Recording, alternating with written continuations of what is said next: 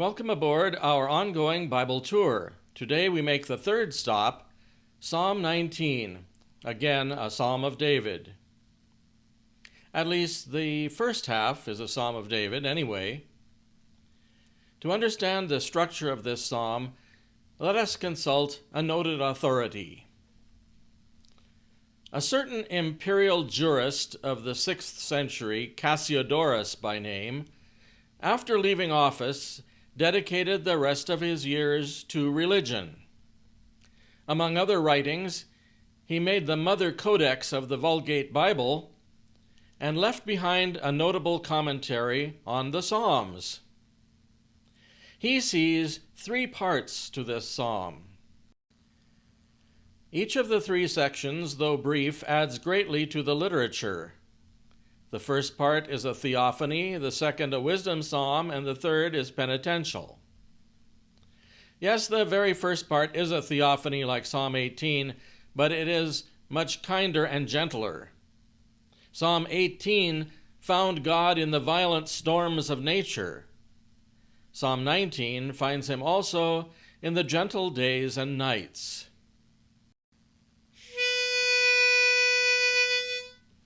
Yom l'yom yabir omer, walayla lalayla Yahweh da'ath. Day to day spins the speaking, and night to night shifts the knowing. Cassiodorus gives us the allegorical sense. Day to day spun out the speaking when the Lord spoke to his apostles, and night to night shifted the knowing when Judas betrayed the Christ. But what precisely is the phenomenon of nature that the psalmist describes?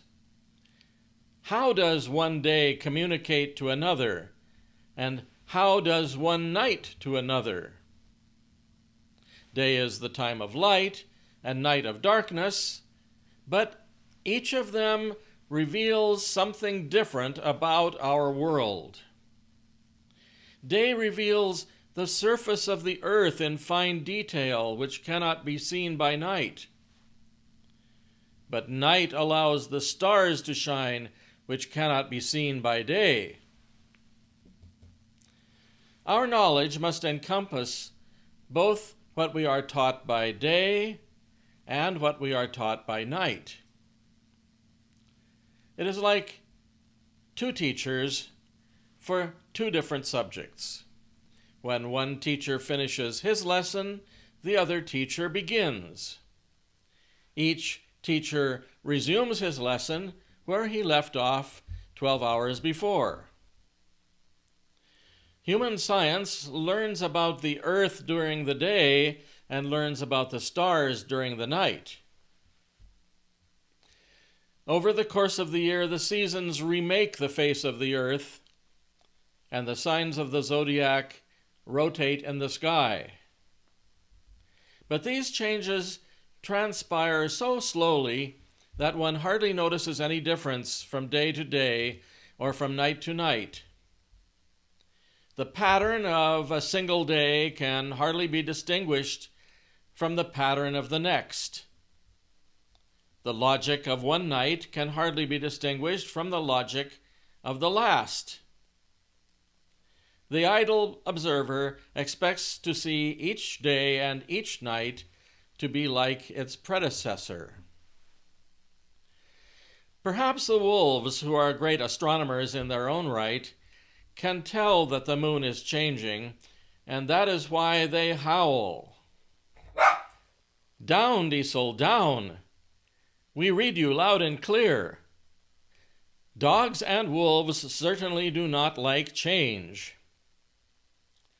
We humans are usually blissfully unaware of the signs of nature around us.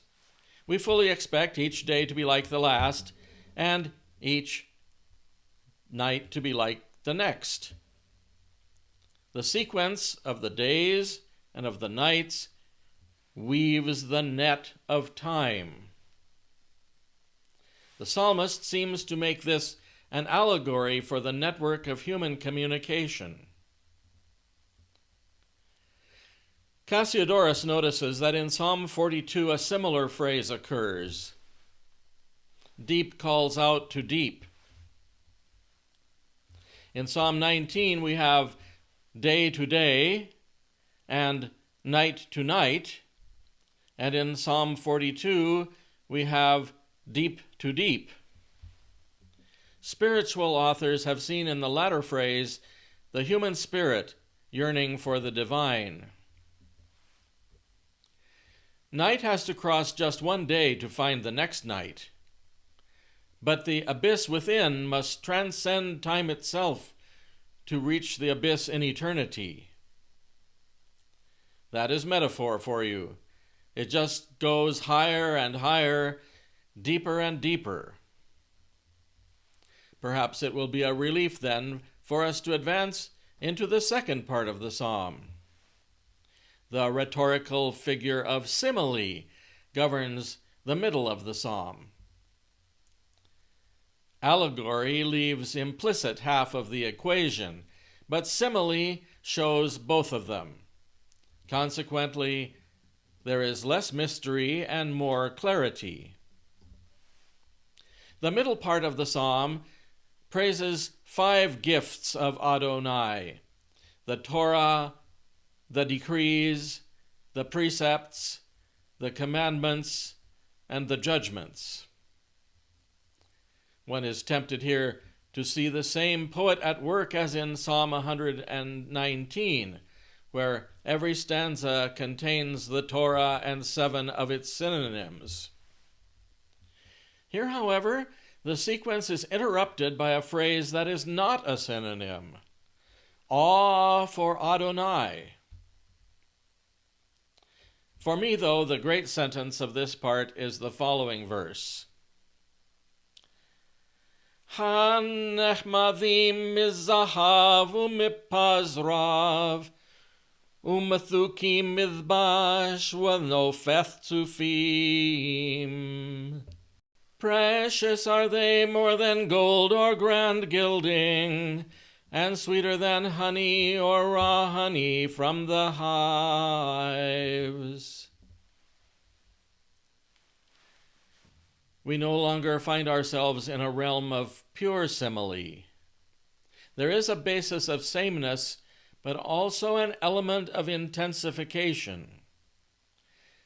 The 6 things already expressed are precious like gold, but even more precious. The 6 things that were already expressed are sweet like honey, but even more sweet. The difference is not in kind, but in degree. Quasi-similes like this are found in 4 verses of the book of Proverbs. Better than silver or gold, worth more than pearls or diamonds, more valuable than riches. To me, this double quasi-simile in Psalm 19, more precious than gold, sweeter than honey, is the rhetorical summit of the entire psalm. But now the figures of allegory and simile have exhausted themselves, and so the third part of the psalm speaks plainly from the heart. It is a penitential psalm in miniature, yet it has made an important contribution to the penitential practice of the Church. I refer to the verse, Sherioth miyavin Ministerot nakeni. One's own lapses who can fathom? From things hidden wash me.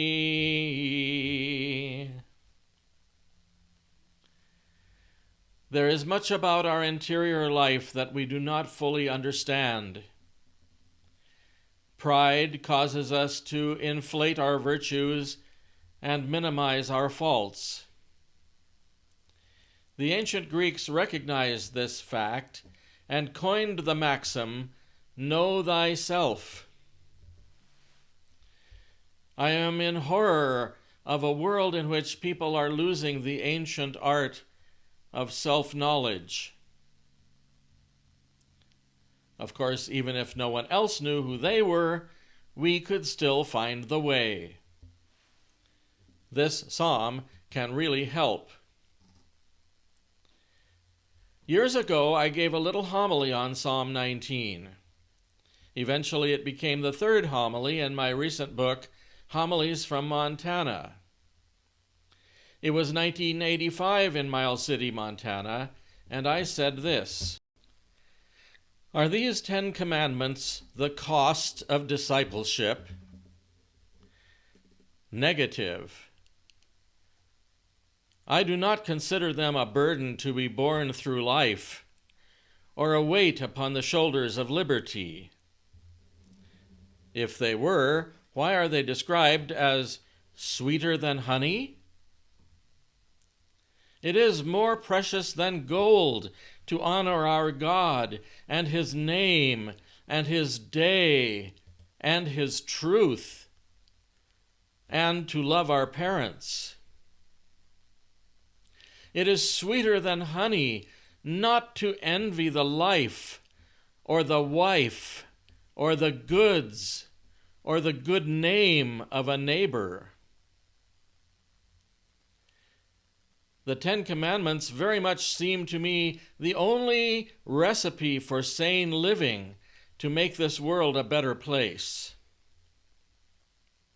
Those who with God's help have harmed no life on earth will be better prepared to receive by God's gift a mansion in heaven.